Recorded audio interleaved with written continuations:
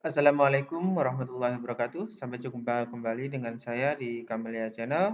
Kali ini saya akan membuat sebuah tutorial tentang pengenalan-pengenalan perangkat yang biasa kita gunakan untuk membangun jaringan komputer menggunakan media fiber optik sederhana. Di sini saya akan memperkenalkan beberapa perangkat-perangkat yang biasa digunakan ketika kita membangun jaringan komputer menggunakan media fiber optik. Karena ada beberapa perangkat yang biasa digunakan dalam aktivitas tersebut. Tentunya antara perangkat satu dengan perangkat yang lainnya saling mendukung dan mempunyai fungsi masing-masing. Baik, sebelum Anda menyimak video saya secara lengkap, pastikan Anda sudah subscribe dan mengaktifkan tombol notifikasi agar Anda tidak tertinggal video-video saya yang berikutnya. Meskipun saya tidak bisa menjanjikan apakah saya akan mengupload video setiap hari atau tidak, tapi di waktu-waktu luang saya akan selalu mengupload video yang insya Allah sangat bermanfaat bagi kita semua.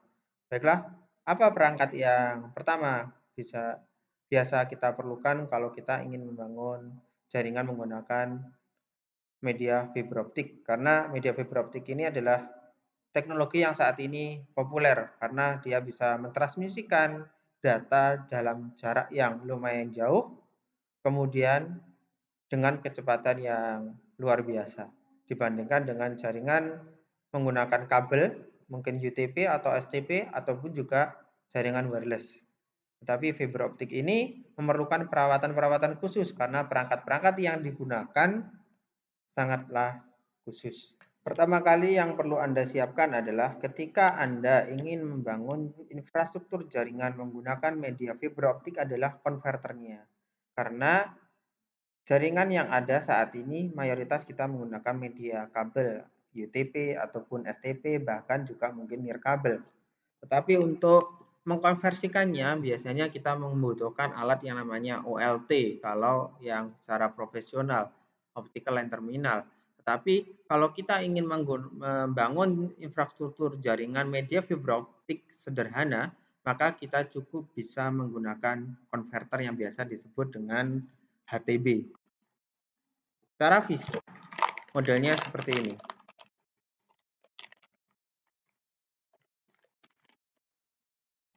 Secara fisik modelnya seperti ini. Di sini ada port RJ45, kemudian di sini ada lampu indikatornya, kemudian ada port untuk SFP atau untuk fiber optiknya. Kemudian di sini biasanya untuk HTB ini dilengkapi dengan adaptor 5 volt. Kalau mereknya beraneka ragam. Kemudian juga ada juga sih jenis yang lainnya, biasanya port SFP-nya ada dua, sisi A dan B. Jadi untuk converter ini, kalau di sini tulisannya HTB ya, HTB, kemudian di sini ada A dan B. Kalau di sini mungkin spesifikasinya katanya sih bisa mengantar sampai 25 km, tapi biasanya spesifikasi itu di aplikasinya kurang dari spesifikasinya, biasanya nggak sampai maksimal. Bisa sampai 20 km itu sudah bagus. Tapi kalau kita ingin membangun jaringan yang sederhana, mungkin ya nggak sampai sejauh itulah. Mungkin 10 km atau apa itu pun sudah jauh. Karena perawatan yang diperlukan itu juga lumayan mahal kalau sangat jauh dan mungkin ada kendala-kendala tertentu. Ini yang pertama. Jadi ketika Anda membangun sebuah jaringan fiber optik sederhana, tapi menggunakan konverter tidak pakai OLT, karena kalau OLT mungkin harganya bisa jadi puluhan juta. Tapi kalau kita menggunakan ini, konverter ini, harganya mungkin nggak sampai 200.000 sudah dapat dengan berbagai merek. Tetapi Anda harus punya satu pasang yaitu A dan B. Dan ini satu pasang. Masing-masing di sini untuk RJ45 ini nanti bisa dihubungkan ini pakai kabel LAN biasa. RJ45 mungkin kalau Anda punya modem bisa dihubungkan ke modem gitu. Kemudian yang fiber optik ini baru ditancapkan dengan kabel fiber optik. Biasanya kalau kita pasang internet yang ada di rumah yang ada modemnya itu ada kabel yang warna kuning seperti ini. Ada yang warna kuning seperti ini. Ini portnya pakai fastcon-nya. Ya, konektor SC-nya, APC. Ini tancapnya begini. Jadi yang satunya itu ke konverter satunya.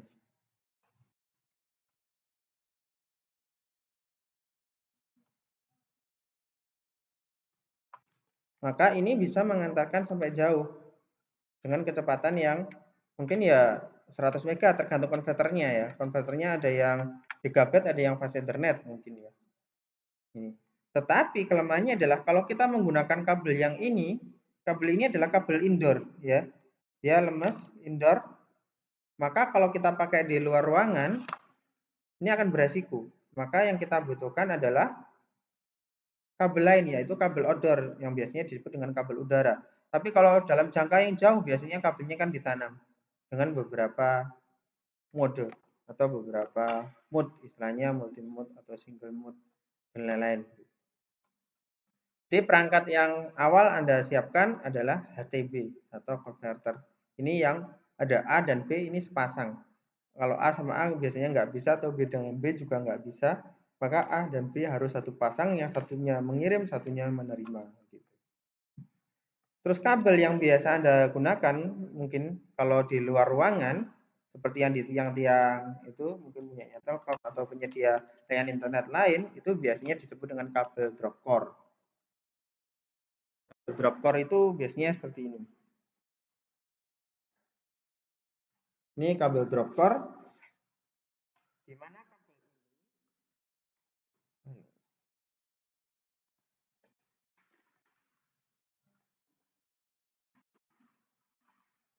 Ya, kabelnya seperti ini. Ini namanya kabel drop core. Kabel drop core sendiri ini punya beberapa bagian, gitu ya. Punya beberapa bagian. Yang pertama, di sini ada kawatnya, kawat seling. Kalau kita buka seperti ini. Ya, ini hanya seling saja, bukan fiber optiknya. Ini kabel drop core. Ini buat seling kalau ditarik antar tiang, jadi bisa ditarik. Ya.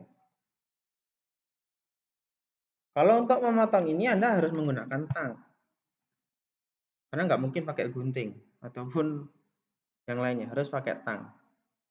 Jadi Anda harus menyiapkan tang untuk memotong. Gitu.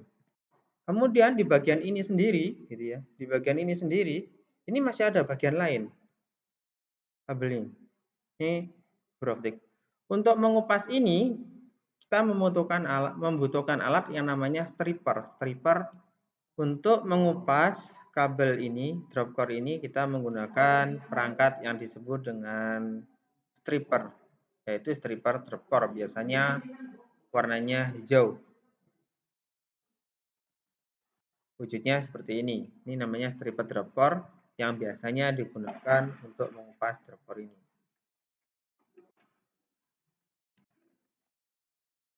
Ini.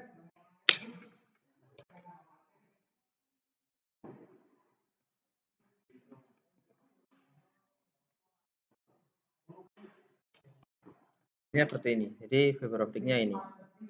Kemudian tidak cukup sampai di sini. Ini masih dikupas lagi. Dikupas lagi. Sangat kecil ya. Kemudian kalau biasanya kalau kita menggunakan kabel UTP, itu biasanya kan kita butuh konektor. Kayak misalkan yang ini tadi. Ini kan kabel butuh konektor RJ45. Maka untuk fiber optik kita membutuhkan namanya fast connector. Fast connector modelnya seperti ini. Fast connector. Mana ini?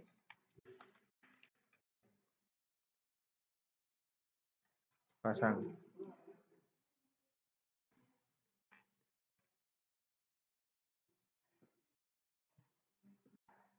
Jadi ini fastcon ya, fast connector.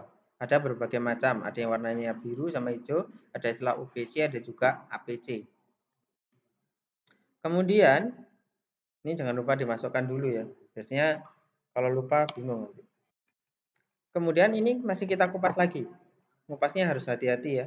Siapkan tisu karena nanti kalau patah biar jatuh yang sini. Karena sangat kecil.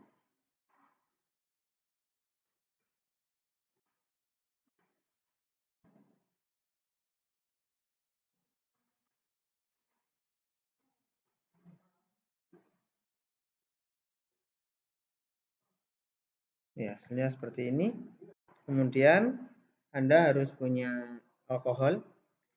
Biasanya alkohol, semprotkan. Yang bagus sih yang 98% ya. Jadi ini dibersihkan. Sampai benar-benar bersih agar steril. Kemudian langkah berikutnya adalah, ini tisunya jangan dihilangkan ya. Ditaruh bawahnya. Nanti ini harus dipotong dulu. Dipotong lagi menggunakan alat yang namanya cleaver. Cleaver ini.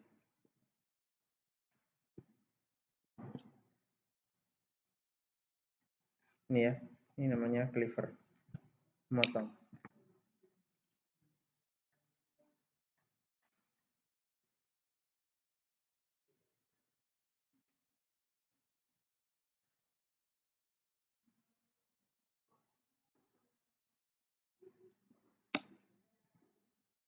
Potong.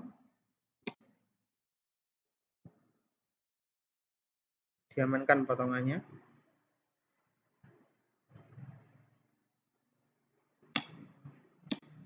Kembalikan alat ke tempatnya.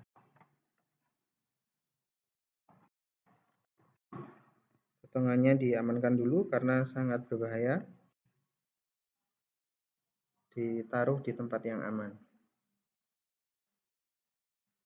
Kalau ini sudah, maka langkah berikutnya adalah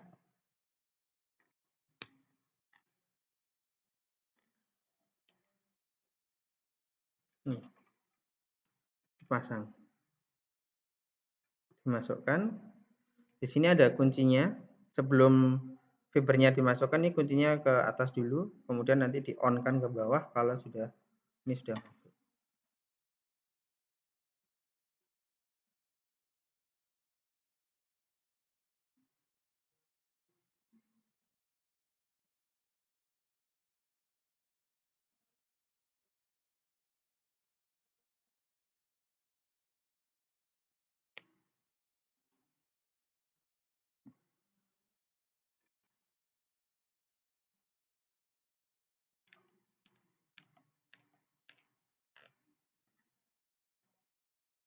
Kemudian dipasang lagi. Hasilnya seperti ini. Ini untuk memasang. Jadi ketika Anda ingin memasang faskon seperti ini saja, Anda membutuhkan rekor. Yang pertama tang tadi ya untuk memotong kawatnya. Yang kedua adalah stripper ini untuk mengupasnya. Kemudian berikutnya adalah alkohol ini untuk membersihkan, sama tisu. Kemudian tadi jangan sampai yang tabung kaca tadi resiko ini.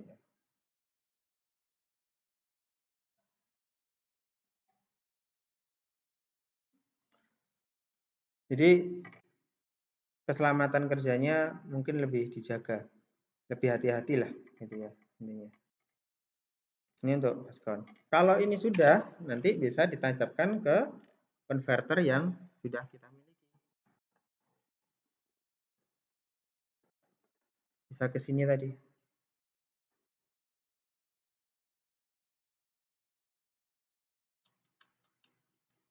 Seperti ini.